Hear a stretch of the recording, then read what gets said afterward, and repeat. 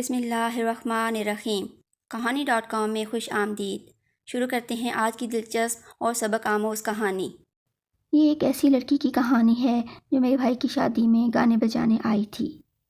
یہ لوگ کھلے میدانوں میں کپڑے کے ٹکڑوں سے جھونپڑیاں بنا کر رہتے ہیں۔ لڑکی کا نام پشم تھا، جس کو عرف عام میں ریشم کہا جاتا ہے۔ آپ پشم کی کہانی اس کی زبانی سنیے۔ سارا دن شدید ٹھنڈ اور انتظار کی کیفیت میں گزر گیا۔ بارات کہیں شام کو آئی۔ پنڈال میں مجھ سے خواجہ غلام فرید کا کلام سنانے کی فرمائش کی گئی، کیونکہ میں عارفانہ کلام زیادہ سناتی تھی۔ میں نے ایک کافی چھیڑ دی، جس میں پیا گھر آنے کی خوشی کا ذکر تھا۔ یہ کافی سوز بھرا تھا، جس کے بول تھے، کیا حال سناواں دلدا۔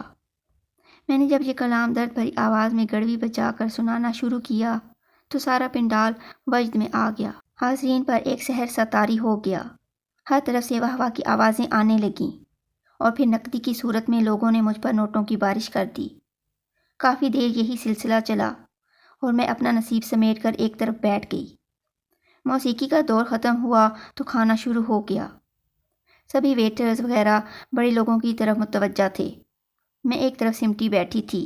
کچھ دیر بعد بچے کھچے چاولوں کے انتظار کی بجائے میں نے گھر جانے کا فیصلہ کر لیا، کیونکہ جھونپڑی میں میرے بابا اکیلے تھے۔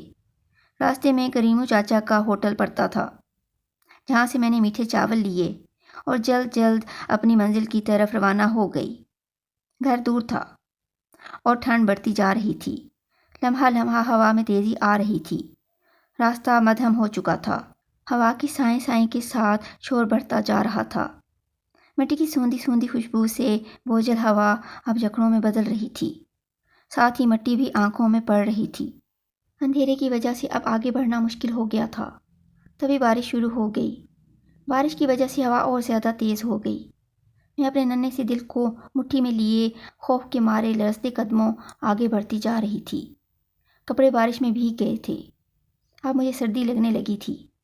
بالآخر بڑی جدوجہد کے بعد میں اپنی بستی میں داخل ہوئی۔ چند دوسری جھونپڑیوں سے کچھ دور پھٹے ہوئے کپڑوں میں لپٹے بانسوں کی چھتری کے اندر میرا بابا اکیلا لیٹا ہوا تھا۔ اماں کی وفات 2 ماہ قبل ہوئی تھی۔ تب سے ہم اکیلے رہتے تھے۔ جو ہی جھونپڑی میں قدم رکھا، بابا کی کرہ نے میرا استقبال کیا۔ جلدی سے آگے بڑھ کر میں نے انہیں سنبھالا۔ اس طوفانی بارش نے میرے بابا کو بھگو دیا تھا۔ وہ سردی میں ٹھٹھر رہے تھے۔ پرانے کپڑوں سے بنی چھت سے پانی تیزی سے ٹپک رہا تھا۔ اب طوفانی بارش شروع ہو گئی تھی۔ پانی نے گھر کی ہر شے کو اپنے ہاتھوں میں اٹھا لیا۔ ہر چیز بھیگ گئی تھی۔ کھانے پینے کے خالی برتن تیر رہے تھے اور کافی کچھ پانی میں بہہ گیا تھا۔ ان جاتی چیزوں کو سنبھالے بغیر میں جلدی سے اپنے بابا کی سمت آ گئی اور ان کے سامنے میٹھے چاولوں کا شاپر رکھ دیا۔ ان کو سہارا دے کر بٹھایا۔ وہ صبح سے بھوکے تھے۔ شاپر میں ہاتھ ڈال ڈال کر وہ مٹھی سے میٹھے چاول منہ میں بھرنے لگے۔ ایک کونے میں ترپال ڈال رکھا تھا، وہاں پانی نہیں آ رہا تھا۔ بابا کو میں نے سہارا دے کر ترپال کے نیچے چارپائی پر لٹا دیا۔ بابا کے زخمی پاؤں پر صبح سے چوینٹیوں اور مکھیوں نے تباہی مچائی ہوئی تھی۔ اب زخم سے خون رس رہا تھا۔ یہ حالت دیکھ کر میرا دل لرز اٹھا اور آنکھوں سے آنسو بہنے لگے۔ تبھی سوچا، کاش میری کوئی بہن ہوتی۔ میں روزی کی تلاش میں نکلتی تو وہ میرے پیچھے بابا کا خیال رکھتی۔ اگر آج میری کوئی بہن ہوتی تو شاید بابا کی یہ حالت نہ ہوتی۔ وہ میرے دکھ سکھ کی ساتھی بنتی۔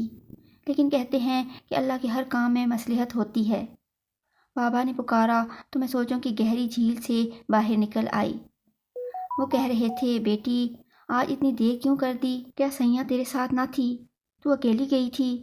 ہاں بابا، وہ ایک اور شادی میں چلی گئی تھی۔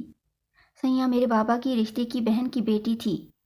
اکثر ہم دونوں ایک ساتھ گڑوی بجانے نکلتی تھیں، کیونکہ 1 سے 2 بھلے ہوتے ہیں۔ بستی والوں کے خون سفید ہو گئے ہیں۔ اب تو کوئی کسی کو نہیں پوچھتا۔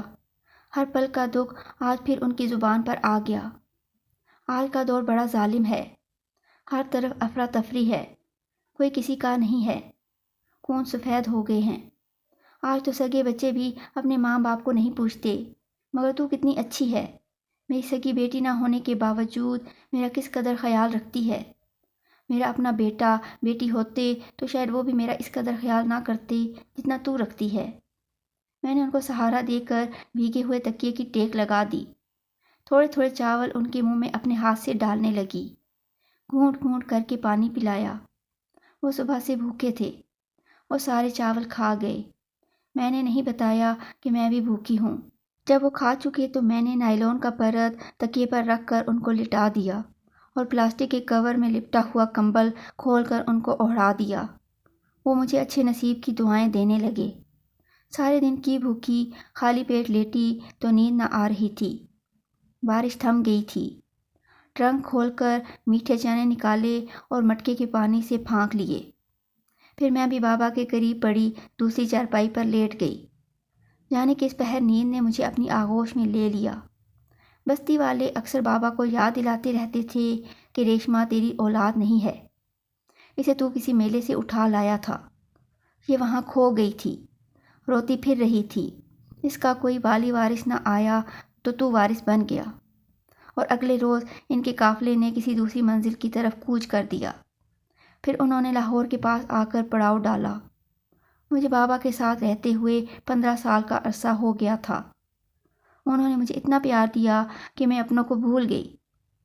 وقت گزرتا گیا، میں جوان ہو گئی۔ بابا کی بیوی اماں ہاجرہ نے مجھے گڑوی بجانا اور کافیاں گانا سکھا دیں کہ کوئی ہنر تو ہو جس کے ذریعے کچھ کما کر پیٹ بھر سکوں۔ میں 14ویں کا چڑھتا چاند تھی کہ میرے آگے سب سکھیوں کی جوانیاں ماند تھیں۔ میرا رنگ سرخ گلابی، نین نقش تیکھے، آنکھیں سیاہ اور چہرے پر معصومیت تھی، جبکہ بستی کی ساری لڑکیاں سانولے رنگ کی تھیں۔ میں ان میں شہزادی لگتی تھی۔ بستی والے میرے کانوں میں زہر بھری یادیں انڈیلتے، مگر مجھے اپنا بچپن بالکل یاد نہ آتا۔ میں نے تو ہوش سنبھالتے ہی بابا اور اماں کو ہی اپنے ماں باپ پایا تھا۔ بابا مداری تھے، وہ بندر اور بکرے کو لیے بستی بستی گھومتے تھے، یہی ان کی روزی کا ذریعہ تھا۔ اماں مٹی سے کھلونے بناتی، گڑیا اور گڑیا کا گھر تعمیر کرتی، جو بچوں کے علاوہ بڑی عورتوں کو بھی پسند آتے تھے۔ ایک دن اماں کو ایسا بخار چڑھا کہ پھر اس نے اترنے کا نام ہی نہ لیا۔ وہ کمزور ہوتی جاتی تھیں، سوکھ کر کانٹا ہو گئیں اور رنگت توے کی طرح سیاہ ہونے لگی۔ بالآخر وہ اپنی آخری منزل تک جا پہنچی۔ ایک صبح سو کر اٹھے تھے تو خاموش لیٹی تھیں، مگر اس جہان میں نہیں تھی۔ وہ بڑی اچھی عورت تھیں، مجھے ماں جیسا پیار دیا، پالا پوسا۔ اکثر رات کو سوتی تو اماں کو یاد کر کے بہت روتی تھی۔ نیند میں اماں اماں پکارتی تھی۔ بعض اوقات یوں لگتا جیسے ماں اپنی نرم انگلیاں میرے بالوں میں پھیر رہی ہو۔ اماں کو فوت ہوئے 1 ماہ ہو گیا تو ایک دن میں نے گڑوی پکڑی اور باراتوں میں گانے لگی۔ جب گا رہی ہوتی لگتا دل اندر سے جل رہا ہوتا تھا۔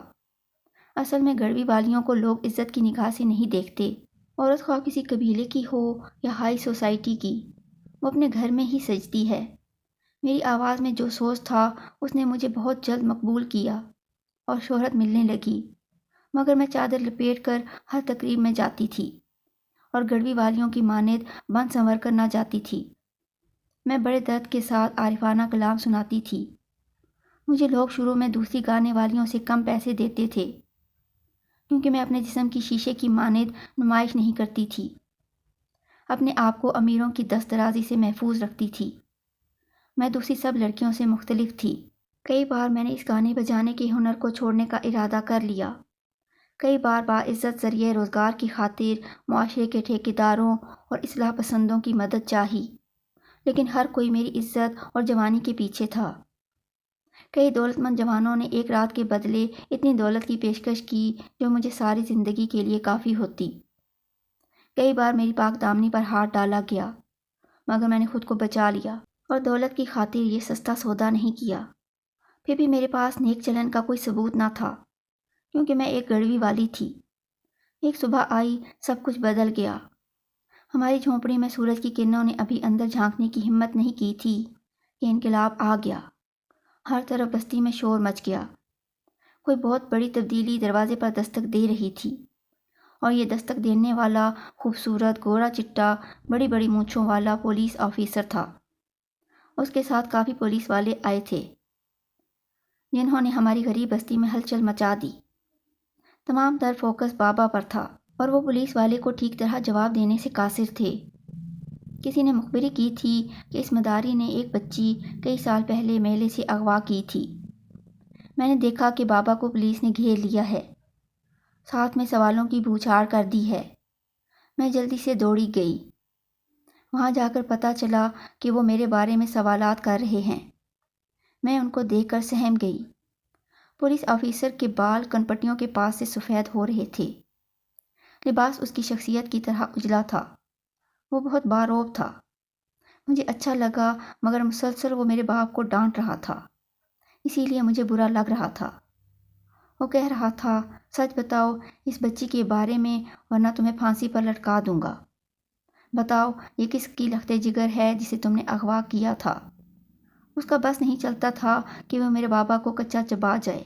ہمارے ہمسایہ رکھی نے بھی گواہی دی کہ ہاں، میرے بابا سانول نے 10-12 برس قبل اس لڑکی کو میلے سے اٹھایا تھا۔ اچانک پولیس آفیسر میری طرف بڑھا۔ اس نے میری کلائی پکڑی تو چوڑیاں ٹوٹ گئیں اور کلائی پر کالا نشان واضح ہو گیا۔ یہ چاند گرہن کا نشان کہلاتا تھا، جو میری کلائی پر پیدائشی تھا۔ نشان دیکھتے ہی پولیس آفیسر کی آنکھیں بھر آئیں۔ اس نے میری بہنا کہہ کر مجھے اپنے سینے سے لگا لیا۔ میں اس کی وہ کھوئی ہوئی بہن تھی جس کی برسوں سے اسے تلاش تھی۔ یہ میرا بڑا بھائی اظفر تھا اور میں اس سے 15 برس چھوٹی تھی۔ نوشابہ، میں نے تمہیں بستی بستی شہر شہر ڈھونڈا ہے۔ جب سے پولیس میں ملازم ہوا ہوں میں تمہاری تلاش میں بھٹک رہا ہوں۔ امی ابو تمہارے لیے رو رو کر بینائی کھو بیٹھے ہیں۔ اس مداری نے ہمارے اوپر بہت ظلم کیا ہے۔ اس نے ہمیں انگاروں پر لٹایا ہے، پل پل تڑپایا ہے۔ ہر قسم کی آسائشیں اور سہولتیں ہوتے ہوئے تم اس گندے ماحول میں جینے پر مجبور ہوئیں۔ بہن، اب جلدی کرو اور میرے ساتھ گھر چلو۔ اس کی بات میری سمجھ سے باہر تھی۔ میں اجنبی اور حیران نظروں سے کبھی پولیس آفیسر اور کبھی بابا کو دیکھ رہی تھی، جن کی آنکھیں نیر بہا رہی تھیں۔ میں بھی روتی آنکھوں سے ان کو دیکھ رہی تھی۔ پولیس آفیسر نے کئی سوال کیے، لیکن مجھے اپنے ماضی کے بارے میں کچھ یاد نہ تھا۔ پچھلی زندگی کا اگر کوئی دھندلا سا خاکہ بھی میرے ذہن میں ہوتا تو میں فوراً اس میں رنگ بھر دیتی۔ بستی والوں نے بابا کے بے اولاد ہونے اور مجھے میلے سے اغوا کرنے کی تصدیق کر دی تھی۔ اب پولیس آفیسر اپنی گاڑی کا دروازہ کھولے منتظر کھڑا تھا۔ وہ مجھے ساتھ لے کر چلے۔ میں نے مڑ کر دیکھا۔ بابا غمگین نظروں سے مجھے جاتا دیکھ رہا تھا۔ تبھی میرے قدم واپس پلٹے اور میں بھاگ کر ان کی طرف گئی۔ ان کے گلے سے لگ کر سسک سسک کر رونے لگی۔ ایک طرف روشن مستقبل کا خواب تھا اور دوسری طرف میرا ماضی تھا، جہاں میں ابھی تک کھڑی تھی۔ اماں کے کہے الفاظ میرے کانوں میں گونج رہے تھے۔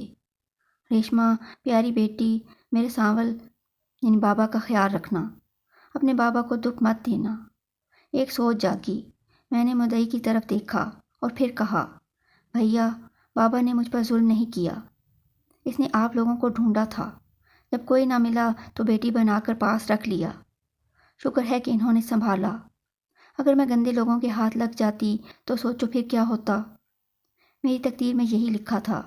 ان پر ناراض مت ہوں، بلکہ ان کو بھی ساتھ لے چلو، تبھی میں آپ کے ساتھ جاؤں گی۔ اکیلی نہیں جا سکتی، کیونکہ یہی اب میرے بابا ہیں۔ ساری بستی کو سانپ سونگھ گیا۔ وہ خاموش تھے، مکمل سناٹا تھا۔ بابا کی سسکیاں تھم گئیں۔